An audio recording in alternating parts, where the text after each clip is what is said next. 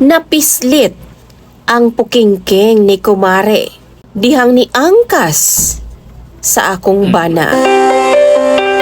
Maayong adlaw kanimo DJ Sam og sa tanan nimong followers. Tawagan na lang ko sa pangalang Chacha. 29 anyos ko DJ Sam og na ako'y live-in partner. Nga tawagon na lang pud nato sa pangalang Dante. 31 anyos siya DJ Sam. Tulo nami katuig nga nag-ipon ni Dante og doon na nami usa ka anak. Naani siya ay childhood friend DJ Sam nga itago na lang pud nato sa pangalang Nympha. Permi ni silang mag-uban duha DJ Sam kay murag mag-BFF lagi daw sila. Ninang pud ni siya sa among anak. Usa ka adlaw ni ana DJ Sam niabot si Nympha sa among balay kay magpahatod daw siya kang Dante sa terminal. Doon na magod mi motor DJ Sam kay service sa akong bana paingon sa trabaho. Napansin ako ang pamarog ni Nympha. Naka miniskirt siya DJ Sam. Ang iyang blouse kay hapit na gyud mo gawas ang iyang duha ka bulkan. Gawas na gani ang sampot sa bata DJ Sam. Dihang niangkas na siya sa motor sa akong bana, nakita gyud nako ang iyang pukingking nga nipislit DJ Sam. Grabing kurata nako. Nalisang ko sa akong nakita DJ Sam kung naa ba siya'y panty o wala. Wa ko kalihok dayon. Kay nakita man ako nga nilarga naman pud silang duha. Nakagakus pagid siya kang Dante. Sa amo amanggong lugar DJ Sam, kay baw ang mga tao nga close gidi silang duha kay lagi nagdako sila nga sabay. Maunang di nabago sa ilahang mga mata nga makita si Dante og Nympha nga usahay magkauban. Apan ako DJ Sam, wa gyud ko giganahan. Mura magyug na ay something sa ilang duha. Niadtong tungura DJ Sam, grabe na gyud ang akong pag-overthink. Usa ka oras ang milabay na ay nagtawag sa ako sa gawas nga among silingan. Ana pa si Uncle Ped DJ Sam, gikan ni siya sa sityo daw. Ingon siya nakita daw niya ang among motor sa dalan nga paadto daw sa sityo. Natingala ko DJ Sam, kay among motor dala man ni Dante og Nympha. Pero ingon si Uncle, sure gyud daw siya nga amoa daw tong motor ang iyahang nakita.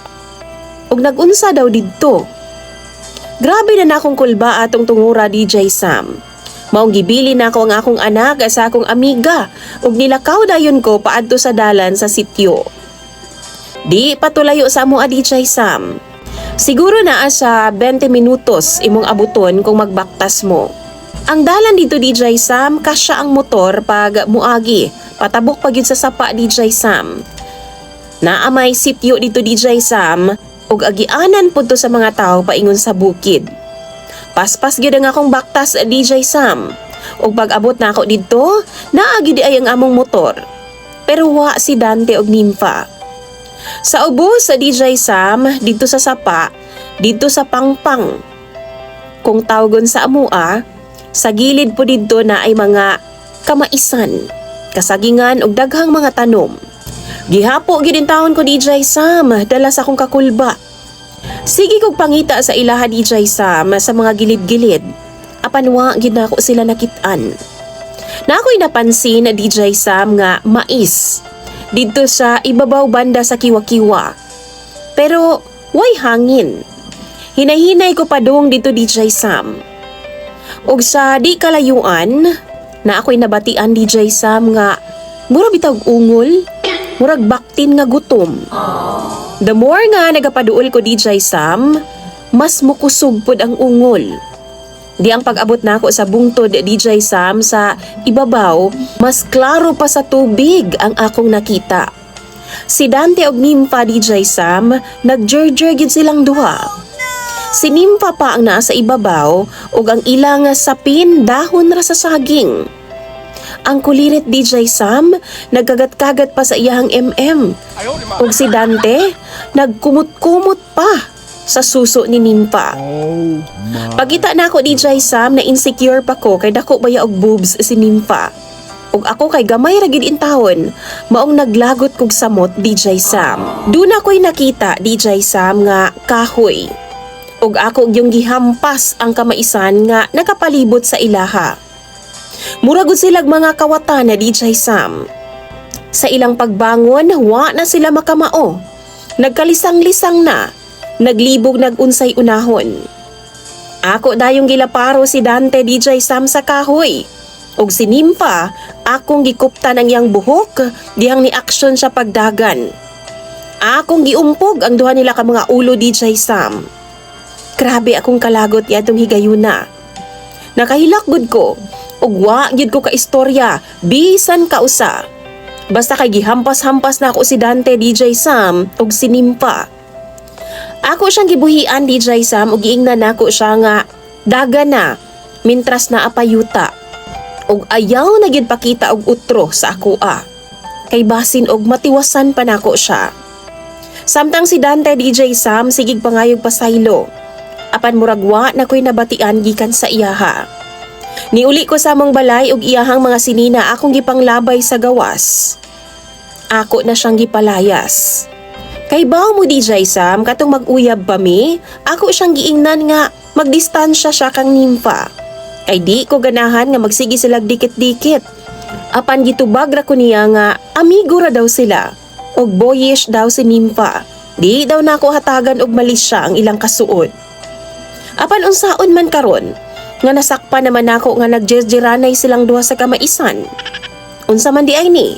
Friends with benefits? Apan wa gyud milakaw si Dante DJ Sam. Maong ako na lang ang nilakaw kauban ng akong mga anak. Nipauli ko dito sa akong lola sa Romblon. Hangtod karon DJ Sam magsige gyapon siya pangayo og pasaylo.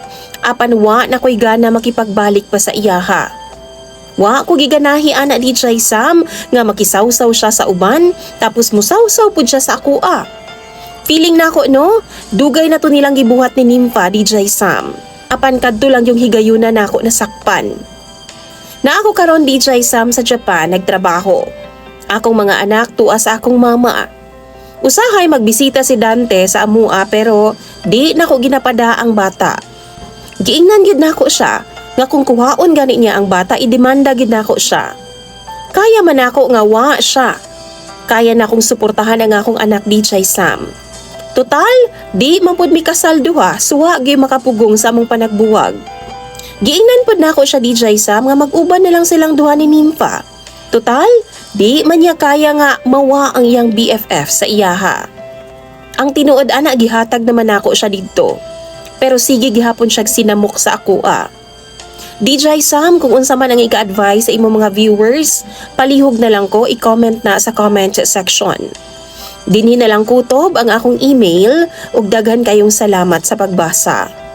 Imong sender ug follower, Cha Cha.